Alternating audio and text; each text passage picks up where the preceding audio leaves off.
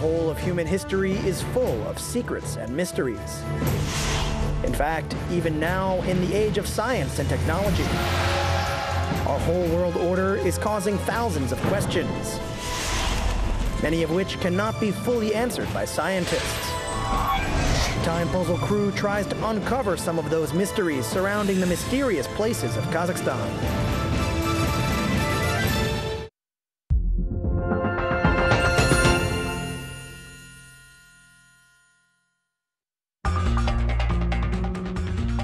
Yellow metal having atomic number 79 in the Mendeleev's periodic system of chemical elements.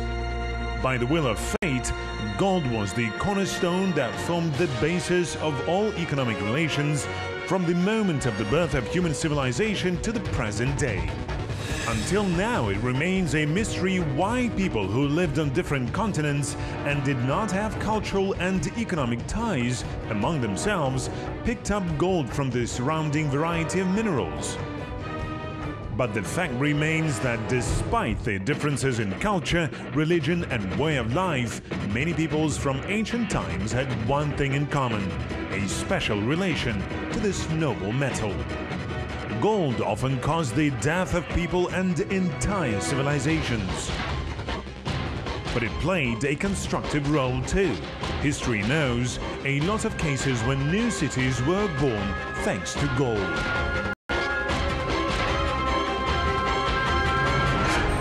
But few people know that the formation of this city is based on an unsuccessful expedition led by Major Ivan Likarev sent in search of unknown gold-bearing lands. 19th century gold rush. At the end of the 19th century, there were 660 gold mines. 132 of them were active. Also, we have such figures that from 1894 to the 1900, 200 pods of gold were mined. How city was founded and how it keeps its history. I mean, according to old photographs, by some descriptions, by some books, we recreate all these. Not only the external appearance of these objects, but also some technologies. What secrets are hidden in the old city buildings? And he saw that it was not just money, but a treasure with golden bracelets. There were 3 golden bracelets, 2 silver earrings and 14 coins. The unique history of Ust-Kamenogorsk. Watch right now. Ore Altai is a vast territory stretching mainly between the Charish and Irtysh rivers. Most of it is in the East Kazakhstan region. Ore Altai received its name thanks to the well-known geologist Vladimir Kotulsky, who first separated and marked this part of the southwestern Altai into independent one and gave him the name of Ore Altai, which has become firmly established in scientific geological usage since the 1920s. This region is named rightly because of the huge reserves of polymetallic ores as well as large deposits of native silver and gold, which have become a real business card of the region. Ust-Kamenogorsk, the center of the eastern Kazakhstan region, the city with a population of about 400,000 people. The official date of its foundation is August the 20th, 1720, when the construction of the Ust-Kamenogorsk fortress began at the confluence of the Ulba and Irtysh rivers. But few people know that the formation of this city is based on an unsuccessful expedition led by Major Ivan Likarev, sent in search of unknown gold-bearing lands. Hello, this is Time Puzzle and me, Sergei Alexeyanak. Since ancient times, the territory of the Ore Altai, or as it is also called Kazakh Altai, inhabited various tribes, including those related to the Pazyrak culture, which is a nomadic civilization that occupied this territory in the 6th and 3rd centuries BC. This is confirmed by numerous archaeological findings. The whole world knows about the famous burial mounds, where the well-known Kazakhstan archaeologist Zainullah Samashev made amazing discoveries. In the barrows were found the remains of people and horses. The burial date dates from about the 1st millennium BC. Human clothes and horse harness were scattered with gold. This indicated that people were buried here. Due to this, the burial mounds were given an unofficial name, the Valley of the Kings. Larissa Martinova has been working in the East Kazakhstan Museum of Arts for a long time and knows the history of this region. This land is one of the most ancient human settlements, and well, the reason is simple: gold. Scythian gold is also famous, and our beryl gold is no less famous. A lot of ancient mining work sites were found here. Many places in the district are really interesting, and our poets call our land a continent in miniature. Maybe because all the zones are represented here, except maybe tropical and polar. This is a unique nature. Here we have the steppes, high mountains, and just a short distance away you can find famous Katon Karagai, which Switzerland people call the most beautiful place on earth. The East Kazakhstan Regional Museum of Local History was founded in 1915 and is now one of the oldest museums in Kazakhstan. This is the largest repository of documents and exhibits related to the history of Ust-Kamenogorsk. Natalia Kosenkova is the head of one of the museum departments. Rumors of rich gold places reached Peter the Great, and a number of expeditions with their tasks were sent here. Little known, but the expedition of Major Likarev was wide from being the first one sent by the king in search of gold-bearing lands and the mysterious city of Yarkent. Before that, since 1715, almost every year units were sent up aiming to go up the Irtysh River to Lake Zaysan, where according to legend was a mysterious Yarkent. One of such expeditions was the expedition of Major of the Guards Ivan Mikhailovich Likarev. Ivan Mikhailovich Likarev is a Russian administrative figure, born February the 8th, 1676 in the city of Arkhangelsk in a noble family. Since 1700 he had begun his service in the Semenovsky regiment. From December 1726 to December 1727 he was governor of the city of Voronezh. From 1727 to 1728 served as governor of Arkhangelsk. He died in the rank of lieutenant general on December the 20th, 1728, buried in Moscow.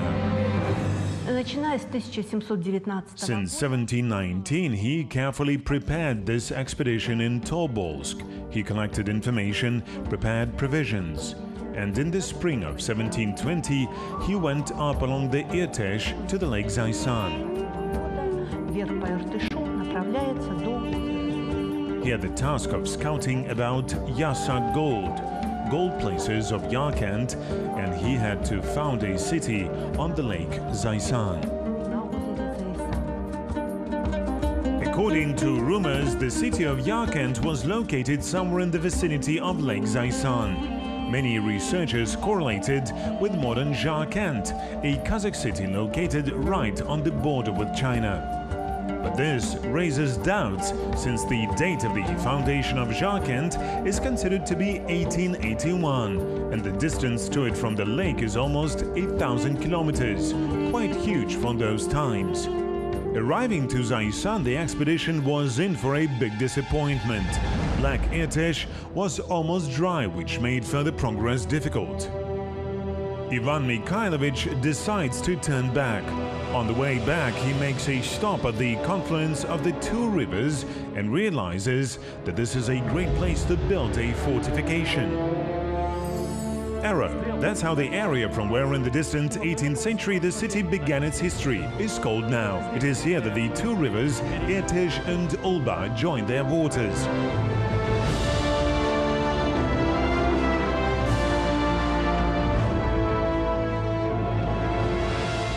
The fortress received its original name due to the Irtysh River. After all, it stormily burst from the mouth of the Stone Mountains and continued its slow and majestic running along the plain.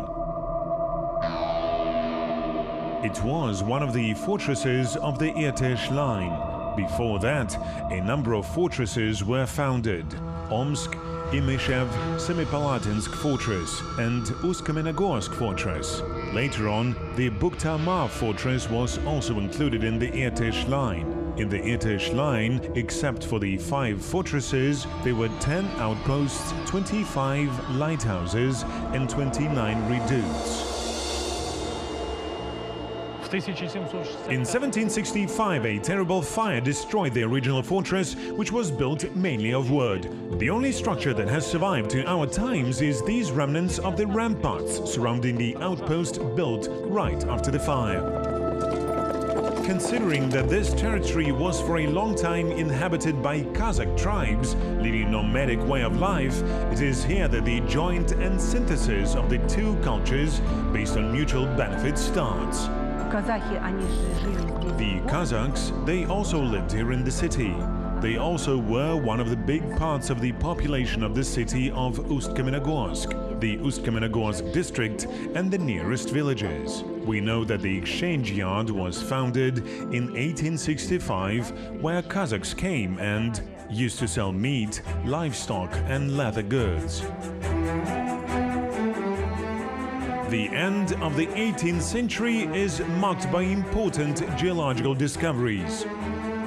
Thus, in June 1786, the expedition of Philip Ritter opens the richest deposit of polymetals in the mountains of Ore Altai, including gold.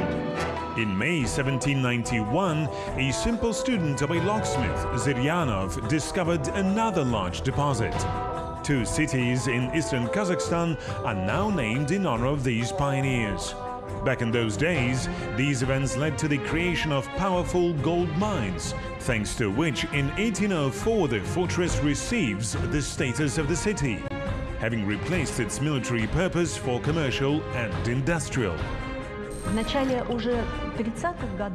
In the beginning of the 1830s, Ust-Kamenogorsk became the center of gold mining. A number of gold mines were discovered in the Ust-Kamenogorsk district and in a number of counties.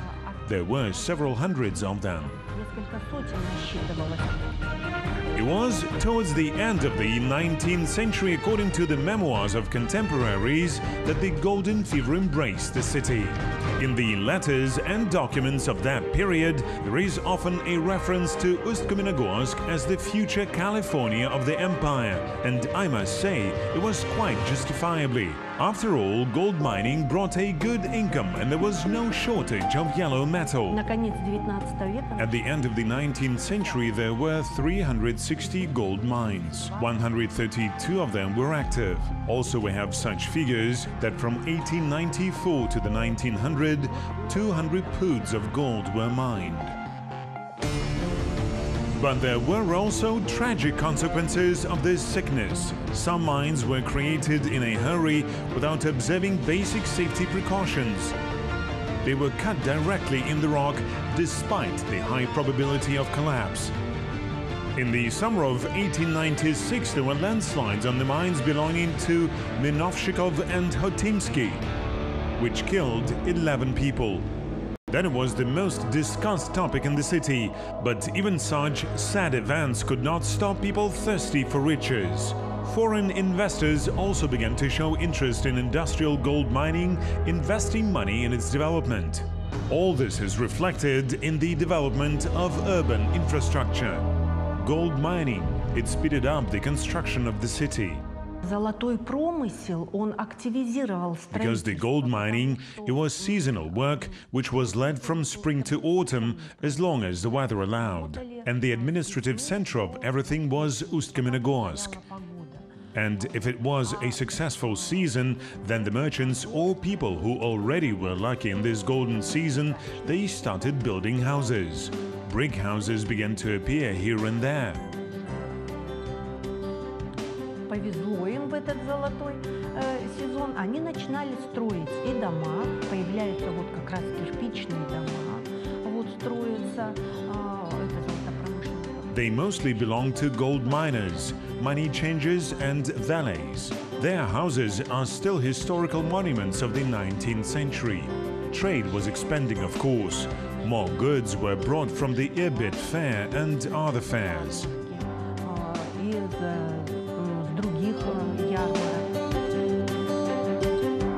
buildings built at that time continue to live even now. In one of these houses, East Kazakhstan Regional Art Museum is located. Now it is one of the centers of spiritual culture of local residents and visitors of the city of Ust-Kamenogorsk. The building of our museum is an old building. It consists of 3 parts. Some architects come to us, they say that our building belongs to the Moscow classicism style. And its owner before the October Revolution was Andrei Savelich, the money changer, a very rich, interesting, adventurous man. He was the owner of several mines, he had a lot of gold, and he was a real businessman. But in addition to gold mining, Ust-Kamenogorsk was also a trade center where fairs were held on a regular basis, attracting all residents of surrounding villages to trade and exchange. The central event, of course, was the St. Andrew's Fair, founded in 1831, later renamed into Yekaterinenskaya. It was held from November the 15th to December the 1st. But despite such an active and business life, the city remains small and provincial. For this reason, it became one of the places where the imperial authorities sent undesired people. In Ust-Kamenogorsk, there was such a layer of population as, how to say, political exiles. That is, people who got here not by their own free will. Starting already from the first half of the 19th century and ending with the second half of the 19th century. These were the so-called, in the literature they are called the populists, members of Narodnaya Volya.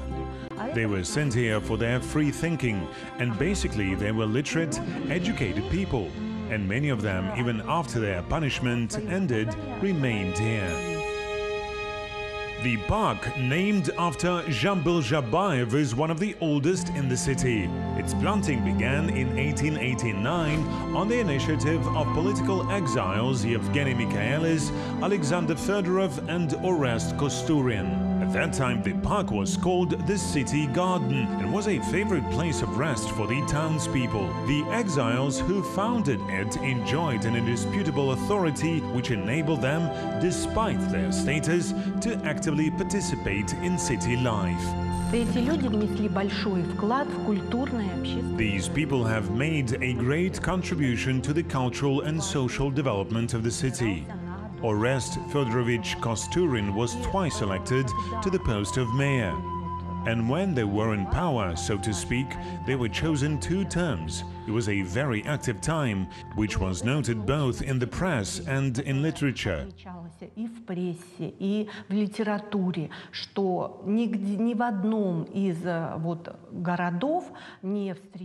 In none of the cities and small towns there was such an active urban management as in Ust-Kamenogorsk. There were built a parish school and a people's house. Even Semipalatinsk didn't have house of people those days. And the streets of the city were landscaped.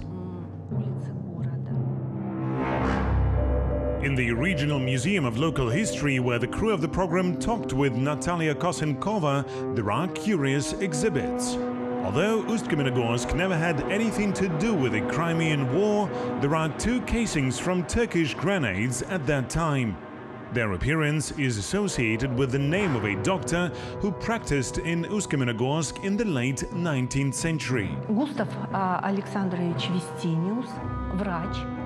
Gustav Alexandrovich Vistenius, a doctor, he was born in St. Petersburg and participated in the Crimean War.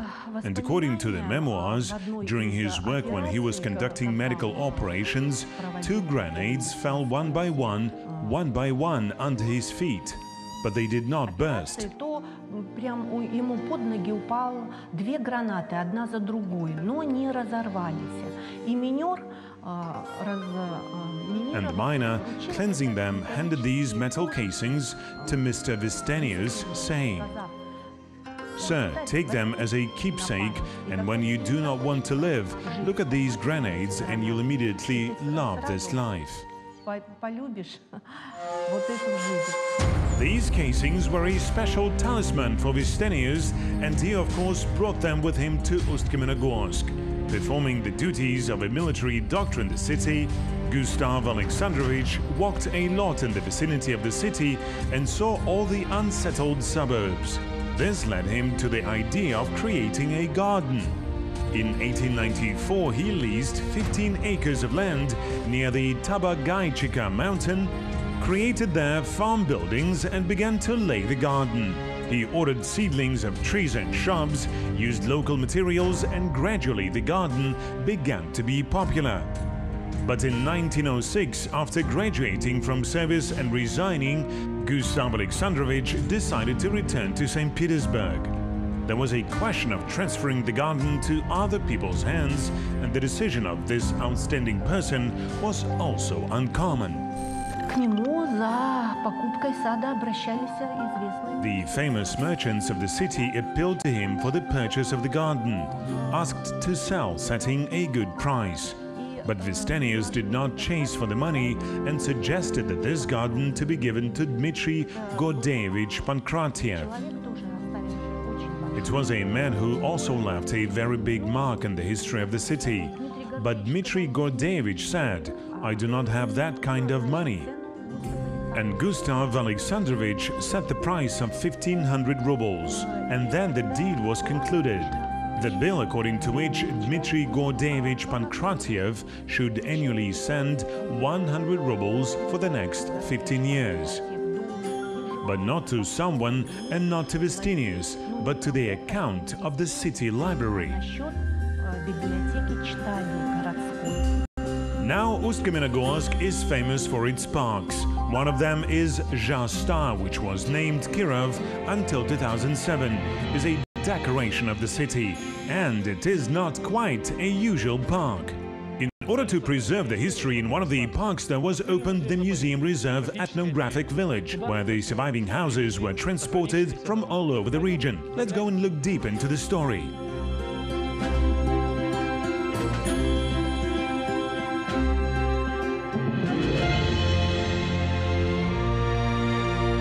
This is a typical city house built in the late 19th century. It was carried here from the street Tokhtarova 16. This is what Ust-Kamenogorsk looked like before the revolution. The ethnographic village was opened in 2002. It housed examples of architecture and history of the late 19th, early 20th century. This entire complex is one of the departments of the East Kazakhstan Regional Architectural, Ethnographic and Natural Landscape Museum Reserve. That's what one of its employees, Gulzhan Kashakova, told us.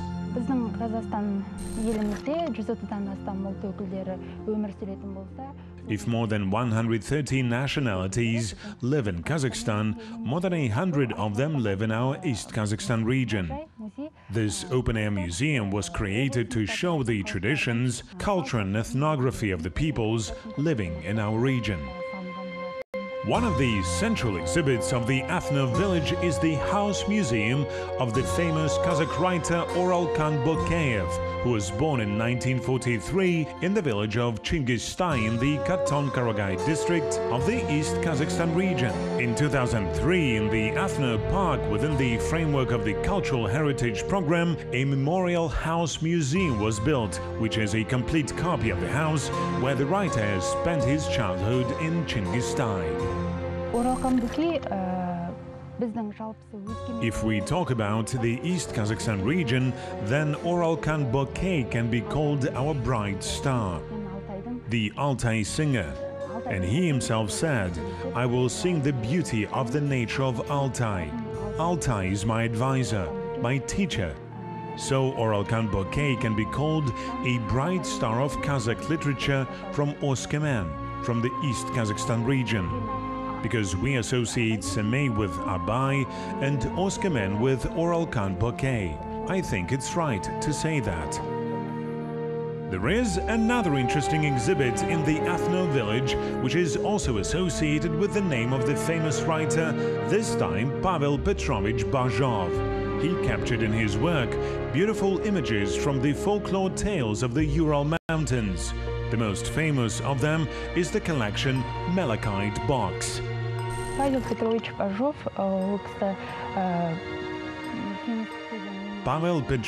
Bajov lived in the East Kazakhstan region in the first years of the Soviet regime. In 1919-1920 he lived in the house of the Russian peasant Ryaba. In 2002 this house was moved to our ethno-park Jastar and became an exhibition pavilion of the museum reserve. This exposition in the Park Jastar is not the only one in the city. Now work is underway to create a large complex that will be able to convey the entire uniqueness of Ust-Kamenogorsk at the turn of the 19th and 20th centuries. This was told by an architect, employee of the museum reserve, Artem Molchanov. This model represents the project Old City. This project is ambitious. It will be built in the near future on the territory of the Left Bank complex of the museum reserve. For reconstruction, architects will use all the preserved information, old books, descriptions, photographs of that time. And the first task is not only to transfer the self-image of buildings, but the features of the technologies used at that time. The main idea of the authors of the project is to express completely the atmosphere of the era. General concept is wooden architecture. Its features that they built houses practically without nails. They used cuttings, some kind of binders. That is, now it is quite difficult to restore this technology because it is different from the modern one. But then again, we are trying to give the historical appearance with, so to say, technological additions. The holes between the logs were filled with various materials, so that they did not let the cold air pass. That's it. They applied some resins and other stuff. One of the objects of the new complex will be the reconstruction of a fire station. Considering that the city was mostly wooden, its role was difficult to overestimate. Did any buildings of that time remain? Yes. Here is a very interesting moment, let's say a fire station. And there is even a living fragment of this building. That is, we have already done modern photos where some details of windows or other stuff were restored. Recovering from the fire in 1765, Ust-Kamenogorsk took measures to prevent similar disasters. Among the mandatory regulations for city residents published in 1913, for example, such instructions for cabmen were prescribed. If they heard that the bell was ringing, alarming citizens about the fire, the cabmen had to rush to the fire, taking with them either a barrel of water or sand. And who was the first to come to this fire received a reward, 1 ruble. The second, 50 cents, and the third arrived, 25 cents. Well, then it was a lot of money for those days.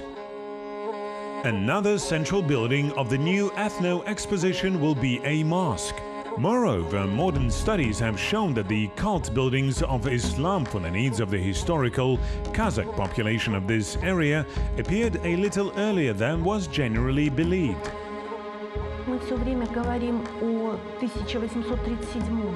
We always talk about the year 1837, but now when we began to study maps, and one of them was restored, a map of 1828-31. It was started in 1828 and finished in 1831. And there we already see the mosque, the Muslim mosque. That means it was built in the 20s of the 19th century, and now we can tell this with confidence.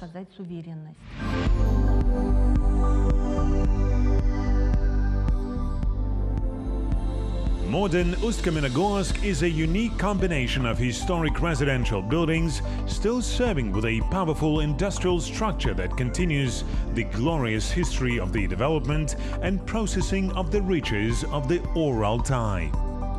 Since 1992, the Kazakhstan Mint of the National Bank of the Republic of Kazakhstan has been located in the city, in charge of which is not only the production of coins of ordinary circulation, but also memorable collectible specimens of precious metals, as well as the production of state awards and badges for power structures.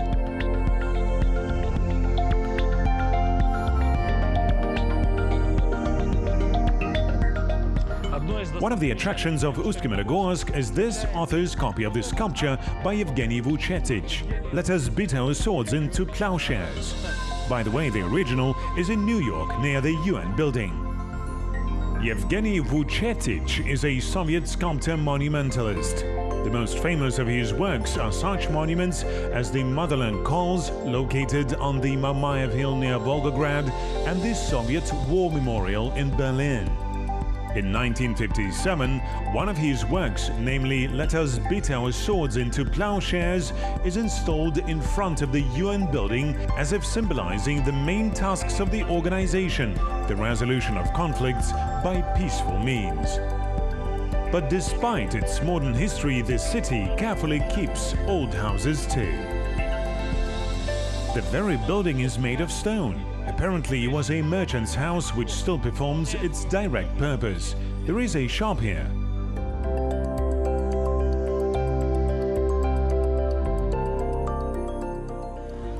A wooden building, and we see a touching attitude to the history in the city of Ust-Kamenogorsk. Often there are houses with such signs where it is indicated that this is a monument of architecture and its registration number. It happens that the ancient houses own not only the historical heritage, but also specific material values. Now it is the street named after the hero of the Soviet Union, Tiligan Toktarov. He was renamed in 1943, but actually it appeared in the city even before the revolution. One of the houses of that time was moved to the ethno village, and one time ago, a real treasure was found in this street. Жили богатые люди города, в том числе богатые татары. Rich people of the city lived there, including rich Tatars. And later in modern days, a resident of the city inherited the old house. He bought it, more accurate to say. Later he began to disassemble it. After dismantling the roof, he began to disassemble the ceiling. And suddenly something fell out, wrapped in dirty rags. And when he reacted to this sound, he unfolded it and saw that it was not just money, but a treasure with golden bracelets. There were 3 golden bracelets, 2 silver earrings, and 14 coins. One of the treasures found was a bracelet, a strip of fabric in several rows embroidered with pearls. On this background, there are 8 amethysts. The edges are decorated with silver fasteners. At the bottom edge, 6 gold 5 ruble coins minted in the 19th century are sewn together. They helped to almost exactly date the bookmark of this cache. But such artifacts are far from the only ones found in the city and its environs. Клады, да, мы можем разделить на древние археологические клады, на клады. We can divide the treasures into ancient archaeological treasures, natural treasures, these are nuggets, and those treasures of the beginning of the 20th century, the revolutionary period when there were troubled times and people were hiding the most precious for them in secret places, in the hope that they would either return someday or their descendants will get them. I think anyway there are some double walls somewhere around there, some secluded places where it is quite possible to find something after home remodeling.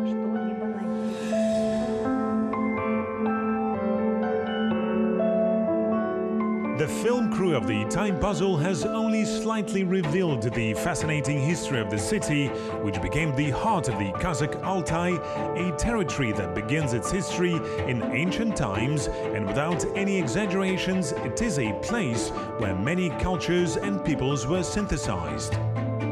The place which, thanks to its natural and historical prerequisites, has become a true crucible that melts not only unique products, but real sacred values carefully preserved for centuries.